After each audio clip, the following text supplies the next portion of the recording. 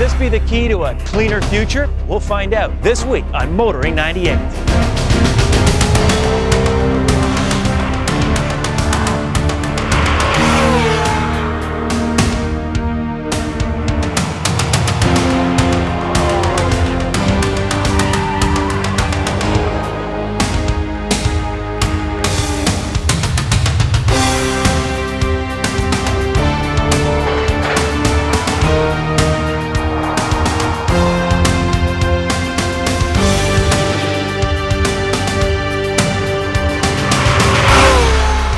TSN's Motoring 98 is brought to you by Quaker State.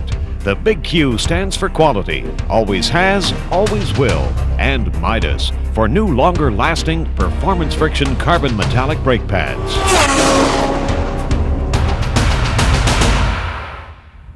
What does the Volvo V70 and Biosphere 2 have in common? Plenty. Hello everybody and welcome to Motoring 98. Now you may remember that name, Biosphere 2. It was the container in which 8 scientists concealed themselves for 2 years in an experiment in the early 90s. So what's that got to do with this car, you ask? Well, like Biosphere 2, this V70 is now working towards the betterment of mankind.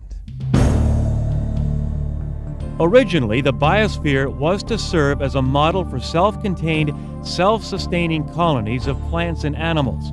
However, in 1991, with NASA hoping to put humans on Mars, 8 scientists, known as Biospherians, were sealed inside this giant terrarium. Theirs was to be a self-sustaining 3-acre world. Within a month, they had split into 2 groups. Crops failed. Many organisms died. And a species of ants known as crazy ants destroyed most of the insect population. By the time the much thinner Biospherians finished their 2 years, many scientists dismissed the project as theater. The $200 million facility owned by Texas billionaire Ed Bass is now managed by Columbia University, who hope to turn the Biosphere into a research and educational facility. As for the apparent failure of the 2-year experiment, oh, it was not a failure. It was an enormous success. The program was set up, the original mission was set up to really understand ecosystems. The individual or the visionary who led to this activity was concerned about the planet, concerned about its ecosystems.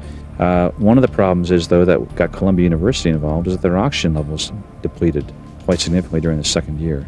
NASA has asked us to try to resurrect the data and see what has happened, because there's never been an experiment, if you like, or a mission, I would call it, that has had people away for 2 years and to do this kind of thing. What they have discovered is a high concentration of carbon dioxide inside the Biosphere. Sounds like the same problem we have in the real world, and most point the finger at the automobile, but not William Harris. Well, first of all, I wouldn't get rid of all the cars. I mean, you know, if you take it to the extreme, you get rid of all the people, and I actually think people and automobiles are important advances in this century. And I think what we're seeing is the creation of new automobiles, new technologies that are going to provide both better options for fuel economy and also better ways to reduce emissions. Which brings us to the Volvo V70, a car that is dedicated to helping the environment by running on either gasoline or natural gas. Now, the vehicle is being sold in Europe. Will it come to Canada? Maybe, because the question still remains. Will consumers buy these vehicles? Yes, we think they will do it in the future. And we are now showing that it will be possible to drive it, and you can use it as a normal car.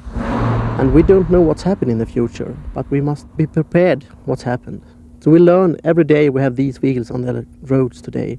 We learn a lot of things, both for us as a manufacturer and for the customer. You can choose between gasoline or gas on the dashboard. That is all you need to know as a customer. The natural gas came from the rear of the car, from the tank, with 200 bar pressure into the high pressure regulator. And then it's going into the low pressure regulator. And then it comes to the distributor. And then it distributes to each cylinder and injected to each cylinder on the car. You do the filling up of the fuel under these plates. Here you fill up with gasoline and here with natural gas. And one safety feature on these cars is that you can't start the car without closing these plates. So car companies like Volvo are doing their part to help cut down on the CO2 in our atmosphere. Meanwhile, Biosphere scientists have found a tree with an insatiable appetite for carbon dioxide. The cottonwood tree, I'm amazed at what I've learned about it. It's a tree that's very important to the southeastern part of the United States in the paper and pulpwood industry. It's a very, very rapidly growing tree. It grows about 30 feet a year, and it takes up carbon dioxide, and in essence that takes carbon out of the air. And what we want to do is do all the detailed measurements to see where carbon goes and how it functions, how fast it functions, and do these trees provide any special value, and could you plant a certain number per acre and help the carbon dioxide issues in the future? There are a lot of other questions like that that the research community will be addressing, and we're hoping to provide a facility that will help them address that and do it in a shared and open way. 2 years without a car. No wonder they got cranky in there. How cars and trees can coexist, that's later on Kenzie's Corner.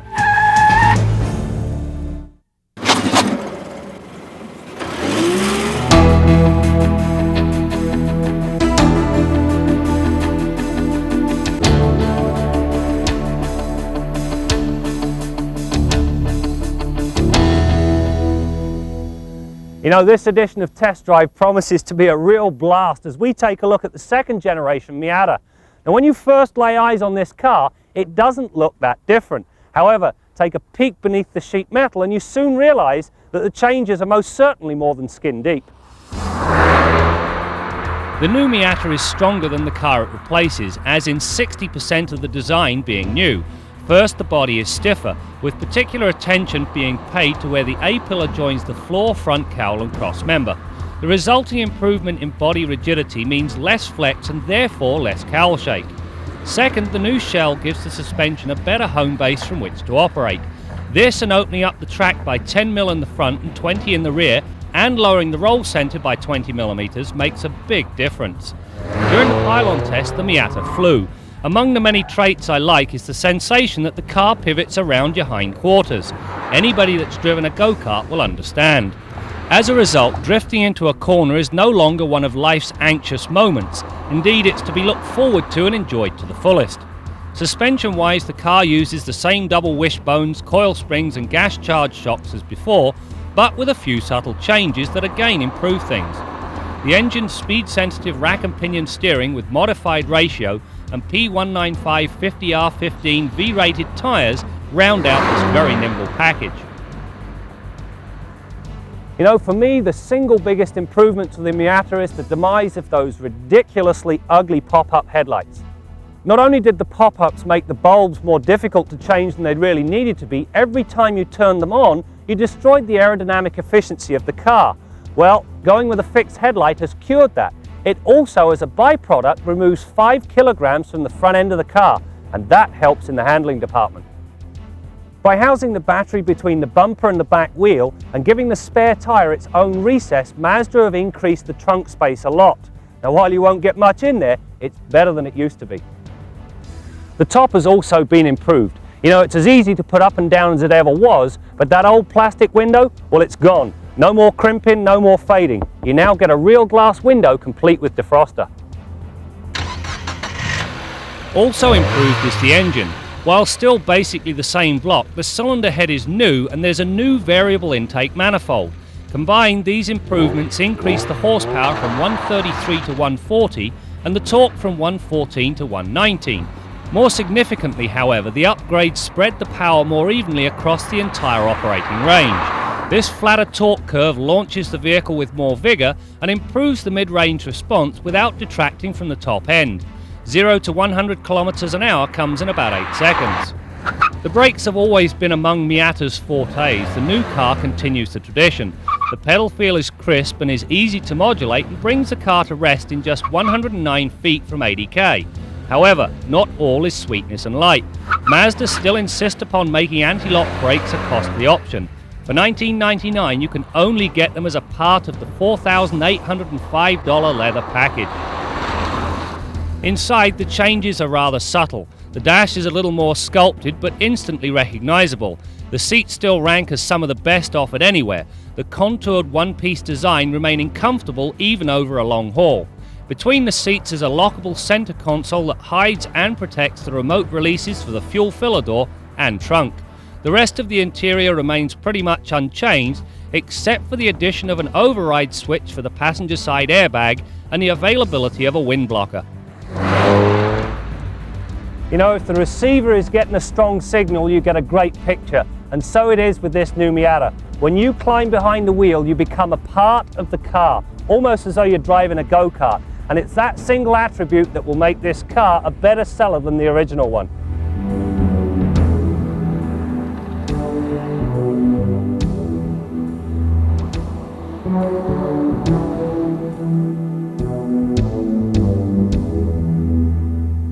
Ile Notre Dame in Montreal, home of the Canadian Grand Prix, is a site we've selected to update our long-term Oldsmobile Intrigue.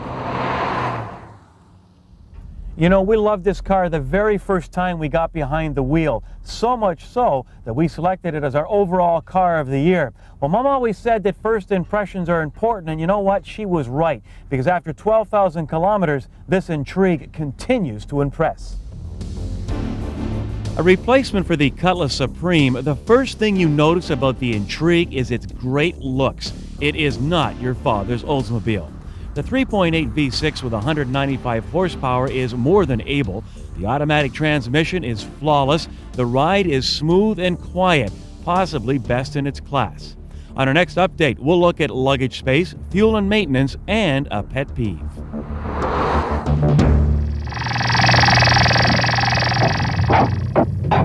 The life expectancy of a Swede is 77 years, the longest on earth.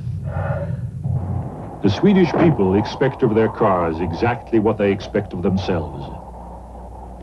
The largest selling car in Sweden is a Volvo. In Sweden, Volvos have a life expectancy of 14 years. Volvo. We build them the way we build them, because we have to. Our Midas tip of the week concerns resetting oil change reminder lamps. A lot of today's cars and light trucks have some sort of a lamp on the dash that alerts the motorist as to when the oil and oil filter should be changed. Hondas of the middle to late 80s, for example, had a lamp that came up on the dash, and in order to reset it, you just took the ignition key out, stuck it in a slot on the dash, and it canceled that little flag until the next oil change interval came up. On our long-term Olds Intrigue, the lamp is on right now, although the oil was changed. It didn't get reset. Now, in order to reset that, it's a simple deal. Just get out the owner's manual, and it details the procedure. And on this car, it's electronic. What you do is turn the key on without starting the engine, depress the accelerator completely to the floor, and release it. Do this 3 times within 5 seconds, and the computer that runs the engine and also turns that lamp on when necessary will recognize that procedure and cancel the oil change reminder lamp. Whether your car has this or not, make sure that you're on a regular basis in the habit of getting under the hood and checking the oil level and condition as well. And another thing I suggest, take 1 page in your owner's manual and devote it to chronicling all the oil changes, grease jobs, and filter changes that were done on your car from day one. It's a very important thing when you go to make a warranty claim or resell that car. That's your Midas tip of the week. A portion of Motoring 98 is brought to you by the Solder Seal Gunk family of automotive products, makers of Puncture Seal Gold and Liquid Wrench.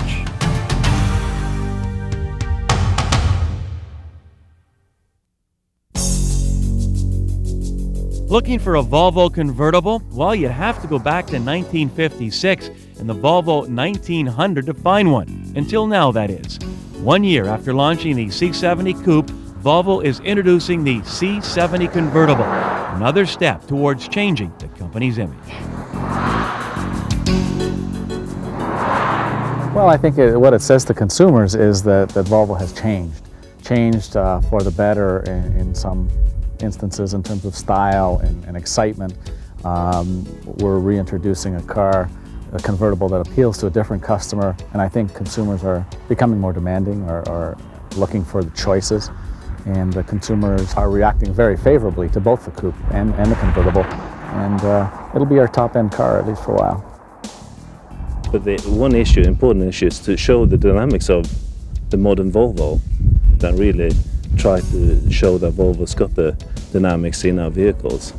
The coupe is more a performer, while the cabriolet is something that you cruise around in, right? You know, I always have two concerns when it comes to convertibles. One is sound.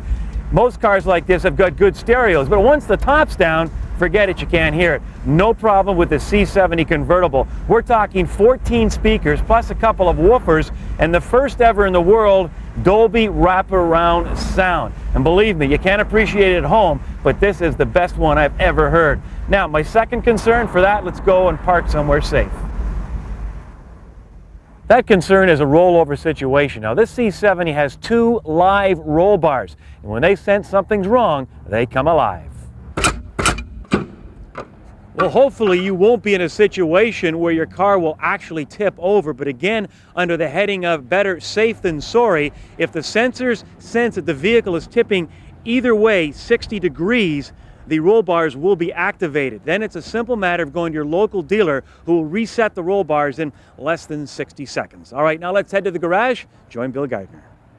Brad, I was on a service call the other day and I noticed that the family had 2 cars in the driveway. Now, while I was there to fix a starting problem on car A, they asked me to have a quick look at non-functional windshield wipers on car B. The wiper motor would not turn on, wouldn't move at all. The wipers had stalled in one position. Now, they'd gone as far as replacing the wiper motor. They'd got a used one from the wreckers, and it didn't work on this car either. They were just about ready to look somewhere else for this problem, and we had a quick look at the wiper motor and discovered a fairly common problem. Now, it's something we've never addressed on the show, but I run into this quite a bit at the shop, so I thought it'd be a good idea to show some of you, because there's a real good chance that you'll run into this, and that's a wiper motor where the ground strap has either broken or become rusty enough that the wiper motor won't ground.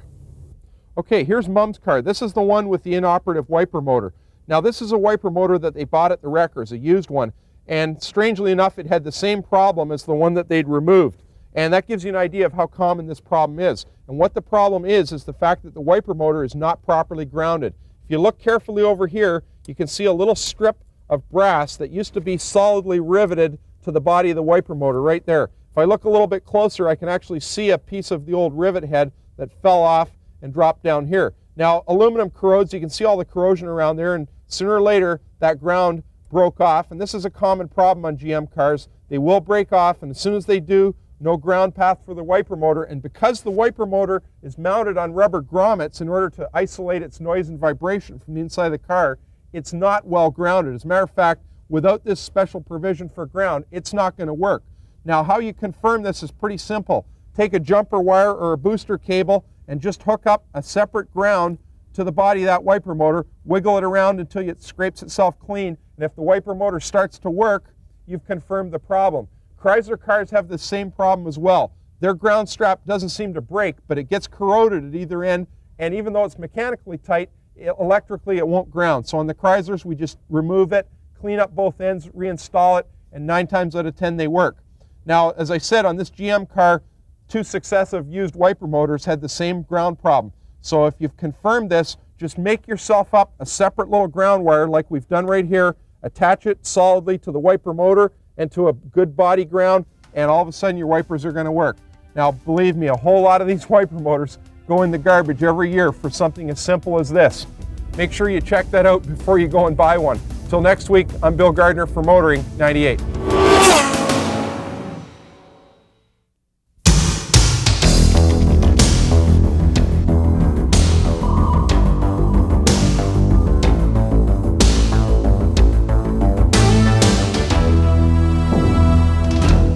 The thing about experiments is you never know how they're going to turn out.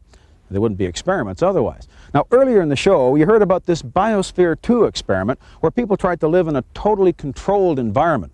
The question you might well ask is, what does all this have to do with automobiles? Well, one thing is, the biggest problem these people faced, obviously, was they couldn't go anywhere and get the stuff that they needed. They had no mobility. And like it or not, the automobile is the mobility provider of choice in our society.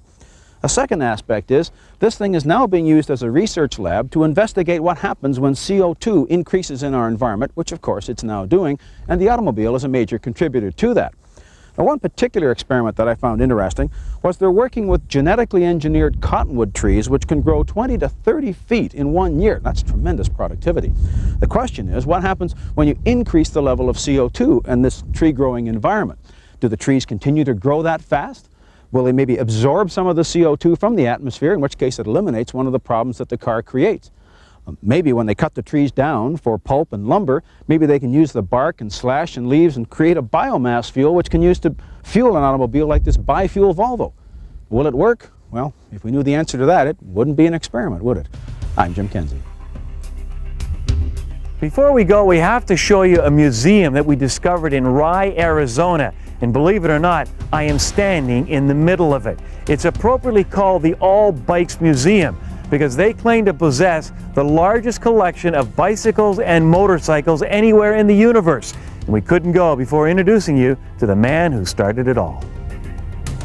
Well, I started this with a bicycle business, and I had my own personal bikes on the side of the shop, and people kept trying to buy my own bikes, and so then repair jobs started lining up, and it just went on from there. I've been doing this 26 years now. They come in here from all over the world, so a lot of it, they come to me and they tell me what they got back home, and if I'm interested, I'll trade them out of it or buy it from them. Mainly they send me pictures, but I got stuff in here from all over the world. And stuff you won't see anymore. It's real odd, real rare, vintage stuff's out here. What makes my day is when someone can come in here and I've got their first bike. If you remembered your first bike, it's probably out here. A while back, there was a gal in, and I'm sitting on my porch, and I'm looking down at her, and she's describing her bike. Her first bike was a baby blue Schwinn, and as I'm making her describe it, I'm looking it up at the one I've got, and she's standing right underneath it, and I go, look up, and she started crying when she saw the bike. That was a fun day. You know, recycling has become a big part of the world we live in today, and justly so. And you know, when you look around here, yes, you see a lot of metal, but you also see and sense a lot of history. And hats off to Ron for helping to preserve a lot of memories that we can all share. Well, that's it for now. We'll see you next week for more stories about cars and the people who drive them.